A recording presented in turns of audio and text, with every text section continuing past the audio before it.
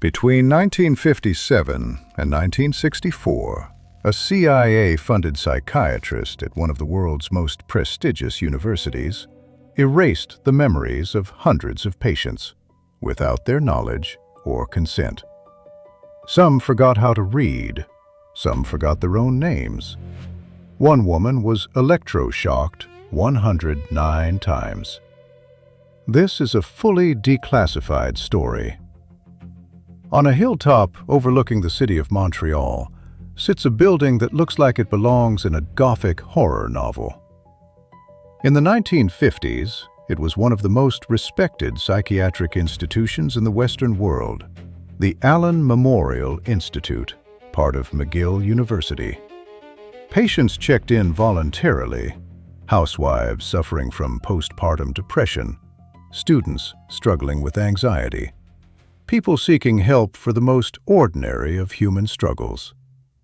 They trusted their doctor.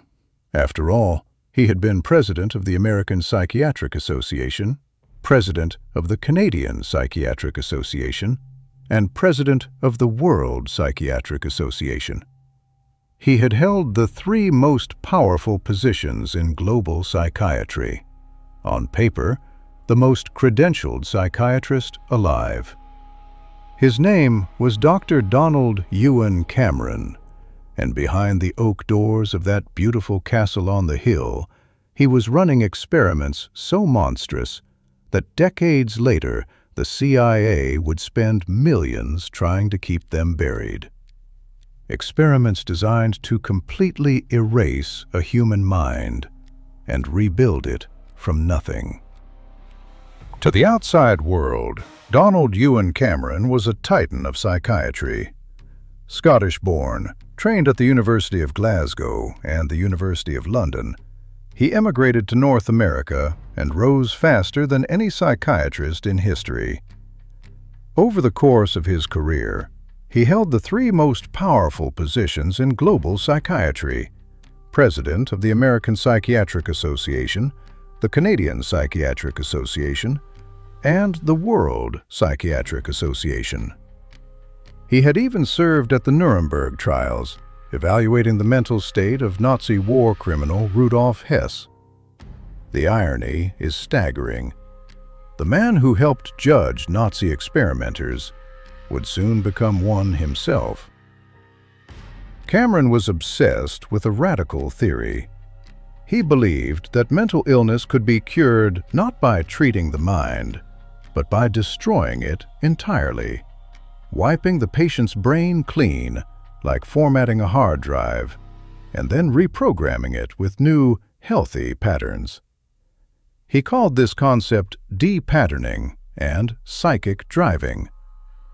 It was exactly the kind of idea that would attract the attention of a man we have met twice before on this channel, Sidney Gottlieb, the poisoner-in-chief, the architect of MK Ultra. In 1957, Gottlieb began secretly funneling CIA money to Cameron through a front organization called the Society for the Investigation of Human Ecology.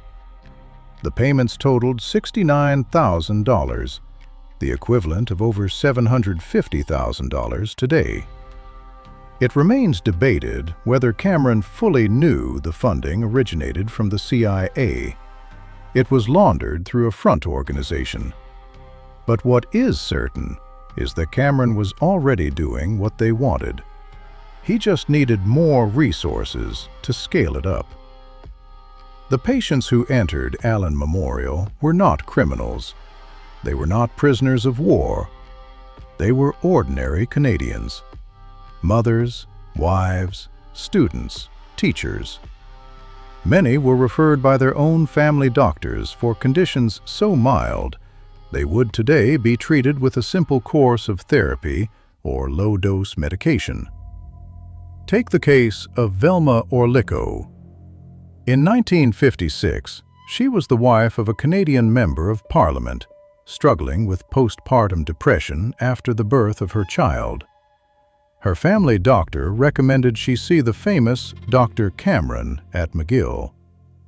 She walked into the Allen Memorial Institute on her own 2 feet expecting a few weeks of restful treatment.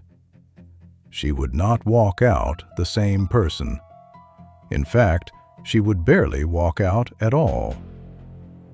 Or consider the case documented by Harvey Weinstein, not the Hollywood producer, but a psychiatrist whose own father was one of Cameron's patients. He described what Cameron's experiments did to his father as witnessing the deliberate destruction of a man's mind by a trusted physician.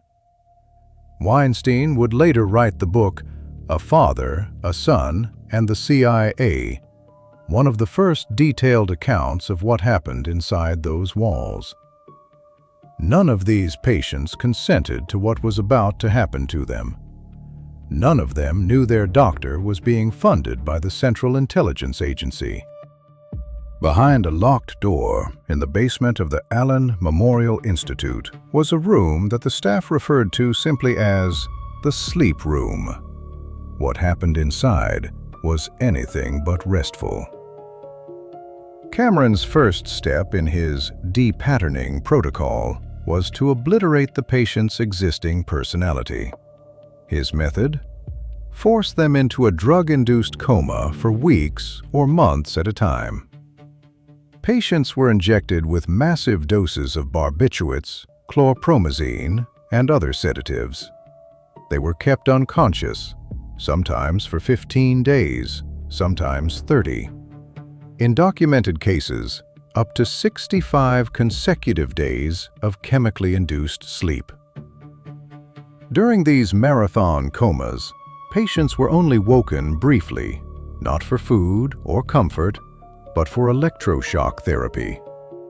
Cameron used a Page-Russell electroshock device, administering shocks at levels 20 to 40 times more powerful than the accepted therapeutic standard. Where a normal electroconvulsive session used 1 shock, Cameron administered 6 in rapid succession, then repeated it 2 or 3 times a day. The declassified records show that one patient, a woman identified in court documents as Linda McDonald, received 109 electroshock sessions over the course of her treatment. 109. When she finally emerged from the sleep room, she could not read, she could not write, she could not cook, she did not recognize her husband, she did not recognize her 5 children. Her entire life, every memory, every skill, every emotion that made her who she was, had been electrically burned out of her brain. Once Cameron had erased the patient's mind through sleep and shock, the de-patterning phase, he moved to phase 2, psychic driving. This is where his experiments crossed from medical malpractice into something that can only be described as psychological torture. Cameron recorded simple messages on magnetic tape loops. Some were positive, affirmations meant to rebuild the patient's personality, but many were negative, deliberately cruel, designed to exploit the patient's deepest insecurities and private confessions from their therapy sessions. Messages like, "You are weak. Your husband does not love you. You have failed as a mother. Nobody will ever trust you again." And then he played these messages on a loop into speakers embedded in patients' pillows while they lay in their drug-induced comas. The declassified CIA documents confirm that some patients were subjected to these repeating messages for up to 500,000 repetitions over the course of weeks.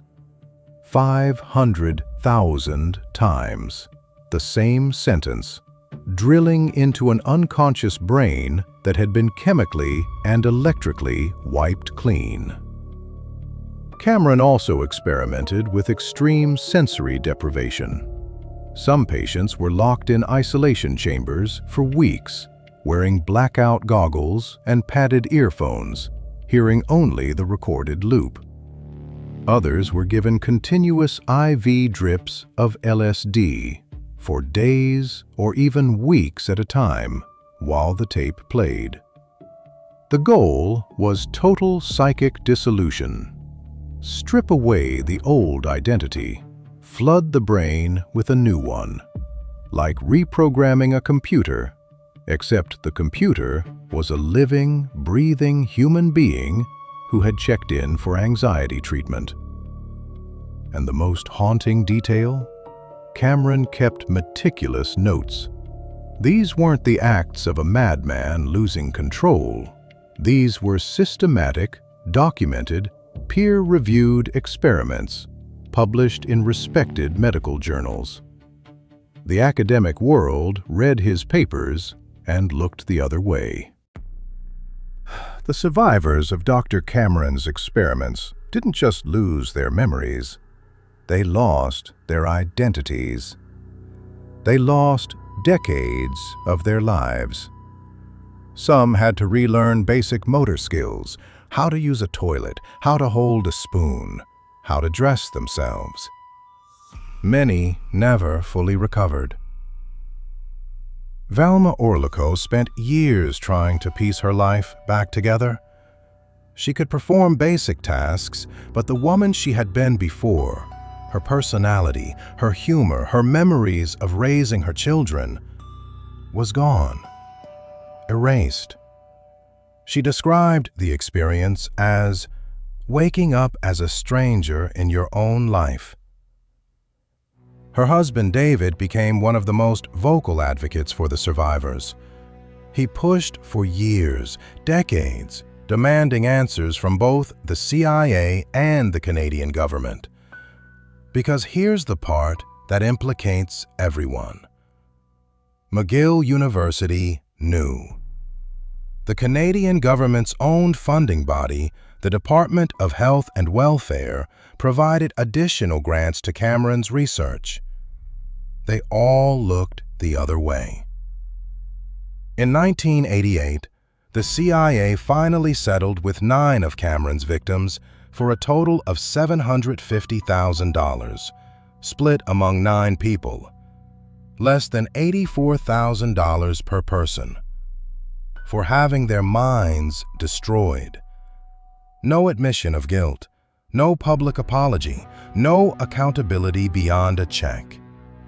The Canadian government waited until 1992 to compensate 77 additional victims, offering approximately $100,000 each. But they imposed a strict condition. Each victim had to sign a waiver promising never to sue the government again. They didn't pay for justice. They paid for silence. And what happened to the man responsible for all of this? The doctor who erased minds for the CIA, who electroshocked women 109 times, who played messages into unconscious brains 500,000 times? Nothing. Dr. Donald Ewen Cameron was never investigated by any law enforcement agency. He was never charged with a crime. He was never stripped of his medical license. He was never even formally reprimanded by McGill University. In 1964, the CIA funding ended, not because of moral concerns, but because Cameron's results were deemed not operationally useful.